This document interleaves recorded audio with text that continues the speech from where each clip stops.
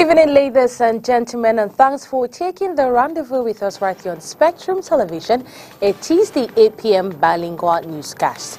Making news tonight, in a few hours, the second ordinary parliamentary session will open in the political capital of Cameroon, Yaoundé.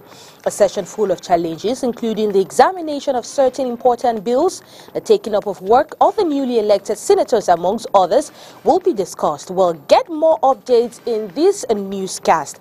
In sports, we look at the Under-23 Africa Cup of Nations. The Under-23 Lions will continue their AFCON preparations in Morocco.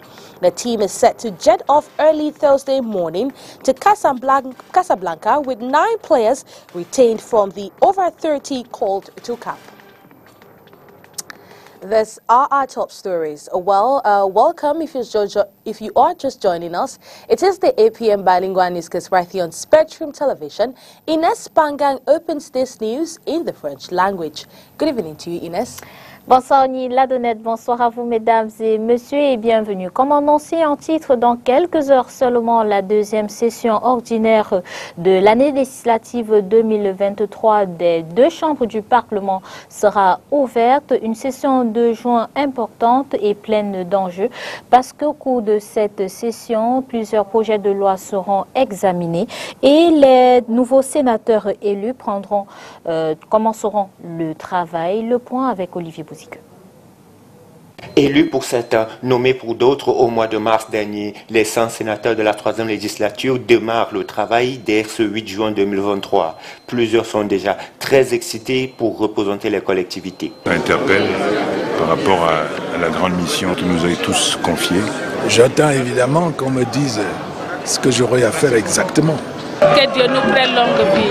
Les travaux s'ouvrent à 16h au Sénat, 11h à l'Assemblée nationale. Sur la table, les parlementaires se pencheront déjà sur l'ordonnance signée le 2 juin dernier, modifiant la loi des finances de 2023. Le texte du président de la République fait passer le budget 2023 de l'État du Cameroun de 6 345 milliards à 6 726 milliards de francs CFA, soit une hausse de 381,8 milliards de francs CFA.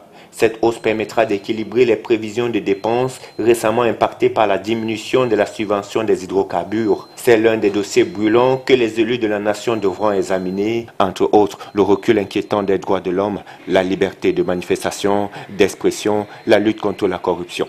L'on en saura un peu plus sur la mise en œuvre d'une loi anticorruption dont les travaux ont démarré en 2022. S'agissant de l'amélioration du quotidien des populations, la résolution de la crise sécuritaire au nord-ouest et au sud-ouest demeure d'une part l'un des grands défis du Parlement. Aucun débat n'a été ouvert depuis 2016 sur la question, malgré les multiples réclamations de certains députés. D'autre part, l'augmentation du coût de la vie pourra constituer l'un des sujets évoqués en plénière. 2023 marque en effet l'année d'implémentation de plusieurs réformes qui fâchent: timbre fiscal, vignette auto, carburant, électricité, dont les prix ont connu des flambées sans incidence sur les revenus des travailleurs. La représentation nationale pourra en outre se pencher sur l'état de mise en œuvre de la SND 30 qui envisage industrialiser l'économie camerounaise, favoriser la réalisation de certains projets de développement, notamment la couverture santé universelle, la construction des routes, etc. Les 30 prochains jours s'annoncent ainsi chargés au Parlement entre élections, débats plénières, examens et adoption éventuelle de nouveaux projets de loi. En économie, réduit de 30% l'importation de la farine de blé au Cameroun. C'est l'un des objectifs recherchés par la formation qui vient de s'achever au centre d'incubation pilote de Bonabéry. Celle-ci a formé boulangers et autres acteurs à l'utilisation des farines locales pour la panification. La remise des parchemins a eu lieu ce jour au centre d'incubation de Bonabéry. Nous faisons le point avec Oriane Donken. Le temps d'une journée, le centre d'incubation de Bonabéry s'est transformé en foire exposition et gastronomique avec pour produit phare le manioc. La crise russo-ukrainienne a exposé les dépendances de nombreux pays. Il faut désormais penser à l'import-substitution. Qu'on peut sur les 900 000 tonnes, je dis bien 900 000 tonnes de blé que nous importons, quand on calcule le coût de 480 francs le kilo, vous voyez ce que ça peut donner. Mais prenons seulement les 30% de cette quantité, on arrive à pratiquement 130 milliards qu'on peut économiser. Donc nous avons fait la formation ici. Cette formation va se poursuivre au niveau des régions, puisque nous sommes installés dans les régions, faire en sorte que les Camerounais prennent l'habitude de manger ce que nous produisons chez nous. Dans cette lancée, la Chambre de commerce, de l'industrie, des mines et de l'artisanat et le dispositif d'appui à la compétitivité du Cameroun ont organisé des formations pour boulangers et autres acteurs à l'utilisation des farines locales pour la panification. Des pains avec 100% de farine de manioc ou du 70-30 ont été expérimentés. Alors, pendant 2 semaines, nous avons été édifiés sur les généralités de la farine de manioc, sur la panification notamment, sur la manière, le mode d'utilisation de la farine de manioc. Aujourd'hui, on s'est rendu compte à travers les différents ateliers que nous avons eus qu'il est capable de pouvoir produire du pain fait à base de manioc, fait à base de farine locale et avec un taux d'incorporation assez élevé, assez consistant, assez important pour pouvoir permettre à ce que tous les boulangers aujourd'hui puissent utiliser cette farine locale-là, à savoir la farine de manioc. Seulement, le prix à la vente très élevé rendra le produit élitiste avec un impact économique. Plusieurs freins peuvent justifier cela. C'est peut-être un problème de rendement. Ils sont à 20 tonnes selon les statistiques de la FAO par hectare, alors qu'au Cameroun, la moyenne est de 12,6 tonnes par hectare. Ça, c'est un problème, donc c'est avoir de meilleures variétés, avoir les terres disponibles et les bonnes cultures. Technique culturelle. Le problème de coût, il vient d'où aussi? En plus de la partie agricole, il vient du fait que les autres produisent à une échelle industrielle alors que nos producteurs sont souvent artisanaux et donc ils ont des coûts plus élevés. La vulgarisation de la culture du manioc de façon industrielle est donc recommandée. C'est dans la même veine que 30 jeunes formés pendant 2 semaines aux métiers qui vont de la plantation à la table en passant par l'entrepreneuriat ont reçu ce 7 juin 2023 leur parchemin de fin de formation.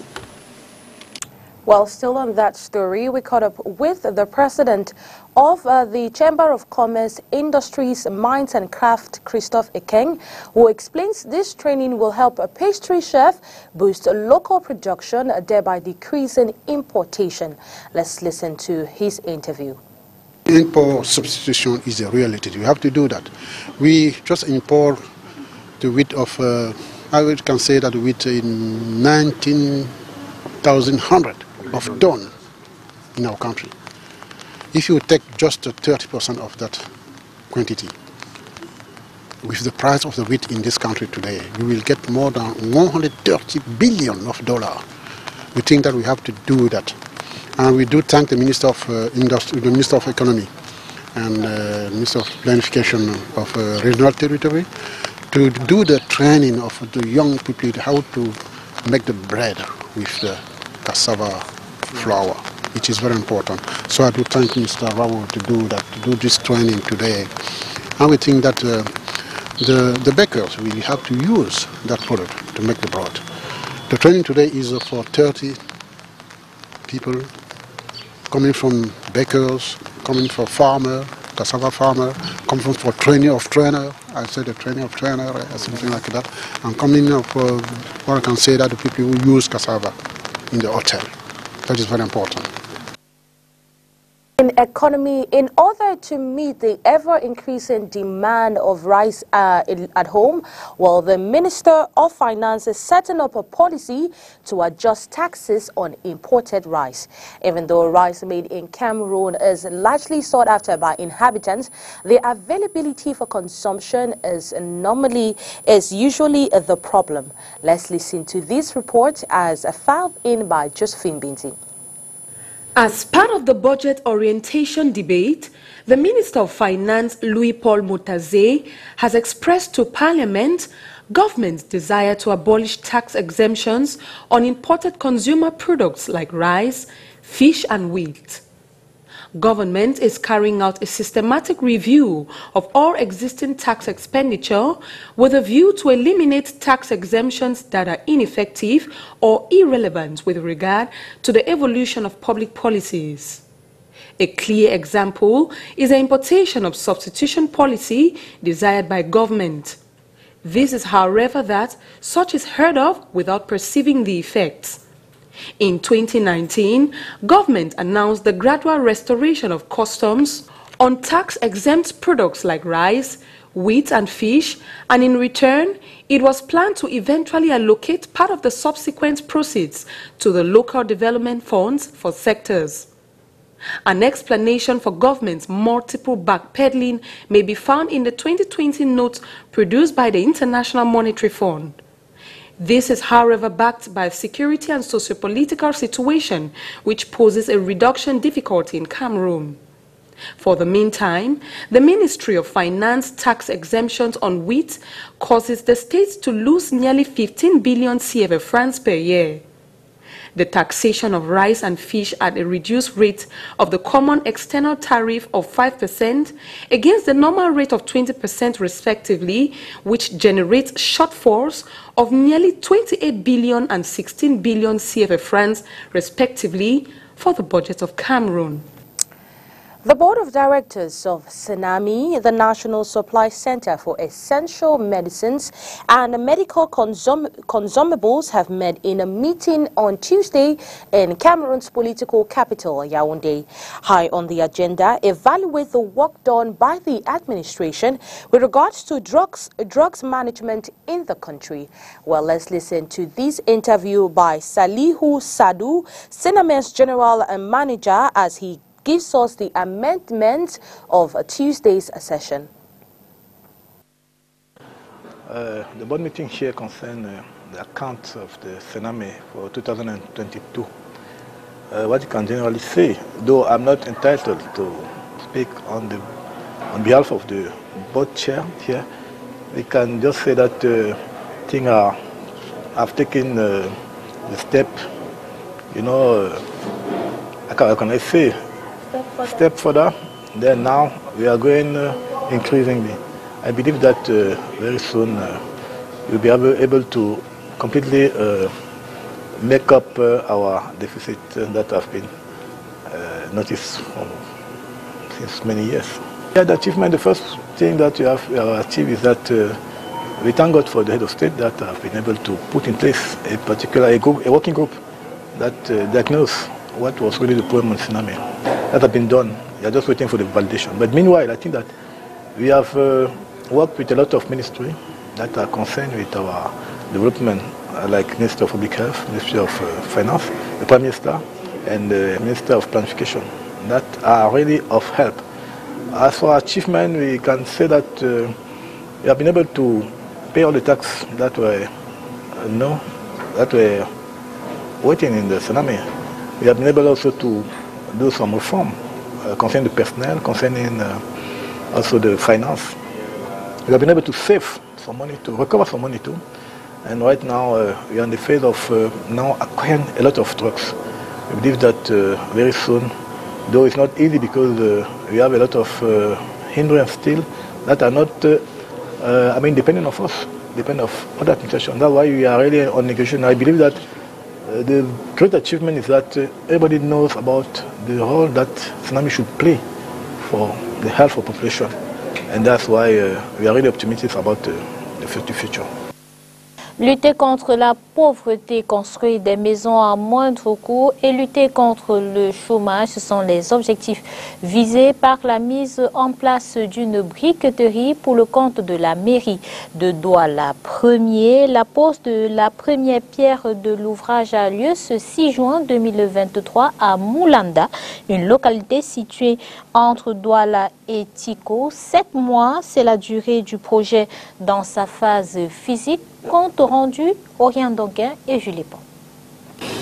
Traditionnalisme l'exige. La permission aux ancêtres faite, le projet de construction de la briqueterie de la mairie de Douala 1er peut être lancé. S'établir sur 3 hectares et qui a une série de composantes parmi lesquelles vous aurez une sablière, un grand hangar, où seront produits de manière journalière environ 30 000 parpaings tous les jours. Et il est prévu pour durer 7 mois dans le cadre de son exécution physique.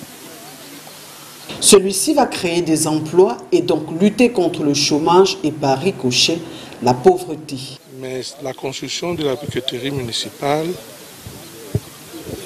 n'est qu'un point d'un vaste projet que nous conduisons avec la participation de l'Union européenne dans le cadre de l'implémentation du développement durable. Il permettra aux populations d'avoir accès à des logements décents et à moindre coût.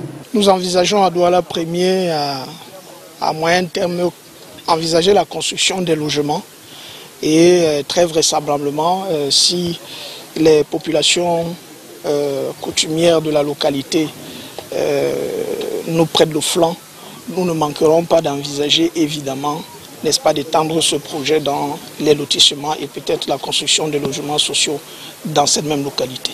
La construction de la briqueterie lancée ce 6 juin 2023 dans le prolongement de la Journée mondiale de l'environnement se veut le lieu de l'industrialisation innovante et de la promotion de l'économie verte. Parce que c'est pour la première fois que nous avons une briqueterie de ce genre, avec une technologie de qualité qui est italienne, qui nous permet de faire une production de qualité des briques et qui respecte également les indicateurs de qualité et en plus de ça, qui nous permet d'avoir un produit qui est quand même un produit qui respecte l'environnement.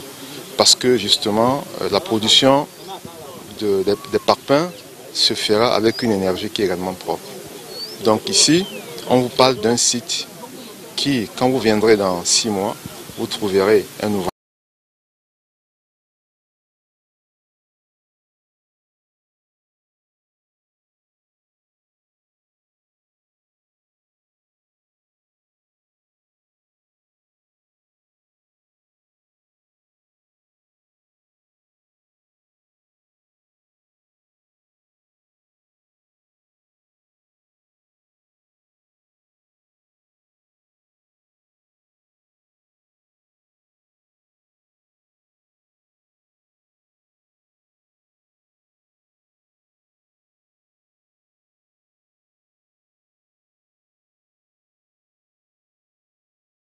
Josephine Binti files in this report. For the umpteenth time, workers of the Cameroon Shipyard and Industrial Engineering Company, in its French acronym Chantier Naval, have this morning in Yaoundé stormed the Prime Minister's office demanding unpaid salaries and work benefits. Workers have since the beginning of the 2023 fiscal year demanded more than 13 months of unpaid salaries for the year 2020, salaries of the month of January and February 2021, retirement benefits, annual leave dues, and unpaid bonuses dating back from 2010. The threat of workers to embark on an industrial action is contained in a letter addressed to the general manager of the company since May 2023. This was signed by representatives of disgruntled workers. Today's appearance at the Star Building is not the first and may not be the last if their grievances are not tabled properly. Authorities of the company are not new to strikes, as since 2008 when Zacchaeus Fonjindam was fired from the post of general manager of the company, things have never become the same again. Since January 2018, the company terminated the employment contract of 270 employees for financial reasons. A recovery plan was, however, rolled out by the Executive Board of Chantier Naval to be implemented between 2015 to 2017, but has not still enabled matters. The said plan includes a social component which is aimed at reducing the number of employees for an adequacy with the normal level of activities of shipyards. Following a series of crisis meetings, part of a group of 350 former temporary workers were paid the sum of 525 million CFA francs. Though over 1,200 former employees demanded retrenchment benefits, authorities said only 350 qualified. The rest were disqualified during a pre-selection exercise on grounds that their documents were not authentic. The arguments, however, contradict each other as former employees endlessly press for their dues to be given them this time around at the Star Building, hoping a positive response comes forth.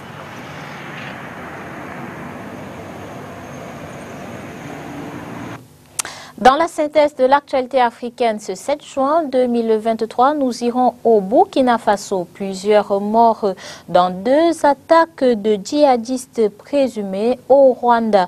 Limogeage de plusieurs officiers de haut rang pour indiscipline. Et en Libye, entente entre rivaux sur les lois électorales. La synthèse de l'actualité africaine, c'est avec nos confrères de la Voix de l'Amérique. Au Burkina Faso, 21 personnes majoritairement des supplétifs de l'armée et des soldats ont été tuées lundi lors de 2 attaques distinctes de djihadistes présumés, indiquent des sources sécuritaires ce mercredi. Le gouvernement rwandais annonce ce mercredi le limogeage de plusieurs officiers de haut rang pour indiscipline selon son porte-parole. Il a remplacé hier le ministre de la Défense, son numéro 2 et le chef d'état-major des armées. Un tribunal de l'ONU basé à La Haye, aux Pays-Bas, soutient que Félicien Kabuga, financier présumé du génocide au Rwanda en 1994, aujourd'hui âgé de 90 ans, est inapte à être jugé et qu'il n'y aura donc pas de procès. Les émissaires des factions rivales libyennes se sont mis d'accord sur des mesures légales visant à organiser des élections présidentielles et législatives qui ont été retardées dans ce pays marqué par le conflit. C'est ce qu'ont annoncé ce mercredi les 2 parties pour parler au Maroc depuis plus de 2 semaines. We're now talk sports in this 8 p.m. Balingua newscast. The Under-23 Lions will jet off to Casablanca as early as 5 a.m. on Thursday to continue preparations for the Africa Cup of Nations slated for June 24 to July 8. Coach Guy Amanfochin's boys played a friendly with the Under-20 squad on Tuesday, a match that ended goalless. About 9 local players from the 13 camp have been retained, from which we have 2 defenders, 2 midfielders, 4 strikers and 1 goalkeeper. The names, we have Idrisu Fon Fina, goalkeeper with Colom Doja and Lobo, Frank Atsama, Bambutus de Buddha, Seydou Ibrahim with Feu Vazou, Benjamin Belu with Bambutus, Artu Avom Mbong with Feu Vazou, Abdurrahman Bouba Daman, Aziz Bassane Kulangna, Maurice Bill Alès, Dibota, Ivan Cabrel Jantu. Well, Cameroon replaces Gabon in Group B and will face Mali and Niger with defending champions Egypt. The 3 finalists in this tournament immediately qualify for the 2024 Summer Olympics in Paris, while the 4th will play the AFC and CAF playoff for a deciding spot. The Under-23 squad is going in for these tournaments for the 2nd time. Their first was in Egypt in 2019, where they bowed out in the group stage despite sharing same points with Ghana. Well, that is how we saw it in tonight's edition of the 8 p.m. Balingua newscast. Have a wonderful night. See you tomorrow, same time, same station. Have a wonderful night once again. Good night to you, Ines Banga. Bonsoir, Oni Ladonnette. Bonsoir à vous, mesdames et messieurs. Merci d'avoir été de nous. Disons-nous à demain.